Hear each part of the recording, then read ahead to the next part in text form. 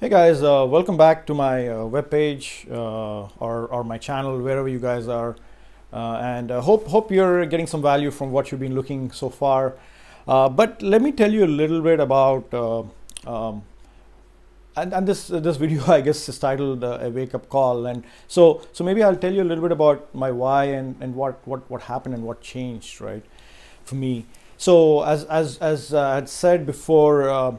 I was very busy. I got my PhD. I started working in the corporate world and started working very hard. And because that was my goal, is that, you know what, I have no problem giving 100% to whatever I do. And that's what I was doing in my 9 to 5.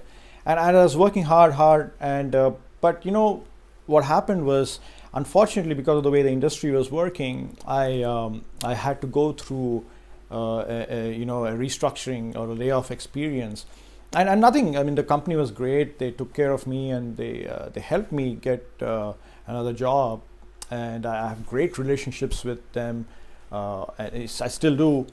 But that's, that at that point, really, I still vividly remember my daughter was 7 months old, and I came back to my apartment back at like 11:30 in the afternoon, and my wife looks at me and says, "Why are you home? Don't tell me you were let go." And that day was, looking back today, that was actually a blessing in disguise. But I'll tell you, that was a wake up call for me. It was a wake up call. I was, I don't know, I was 33, 34 at that time, I guess. It really made me think that, you know what, all this engineering education, all this masters, bachelors, getting all these great accolades, all these international journal publications and stuff, and it's somebody can make a decision like this, you know, and and I'm out of the window. And so I really started thinking that, okay, what kind of an asset am I building for myself? And I started asking that, it's okay. Things happen. It's not a big deal, okay? But I started really thinking that, okay, fast forward 10 years. What can I do to prevent myself to be in that same situation again?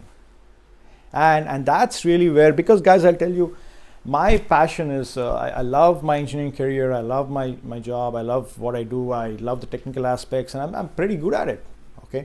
But what I did not like is that insecurity. What I did not like is the fact that that because my parents are back home, and that if need be, if I had to take time off, I had always had that fear that, what if I can't be there for them? What if I can't support my wife, support my daughter financially? What if my daughter comes to me at 16 and says, "I want to go to this college," and I say, "I'm sorry, you can't, because I couldn't afford it."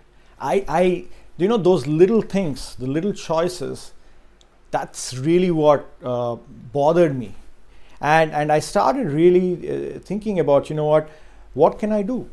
What can I do to do something without jeopardizing my job? Of course, because I got to pay my bills. I got to give my 100% there. Because I always know 9 to 5, you always build your career and stuff. But it's 5 to 9 where you can create some plan B and side hustles.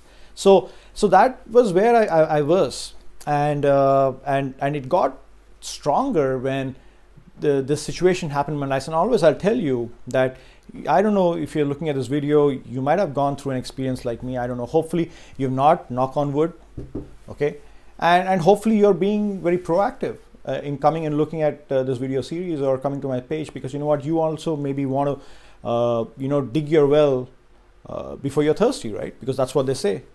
And so for whatever reason you're here, for whatever reason you're looking at, I just wanted to create this video to kind of give you a little bit of insight into why I was doing something, why I decided to do something, because it was not natural to me. I come from a typical middle class family. I don't have any business background.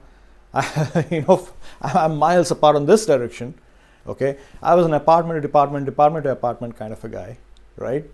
Just working hard, didn't know any better and stuff.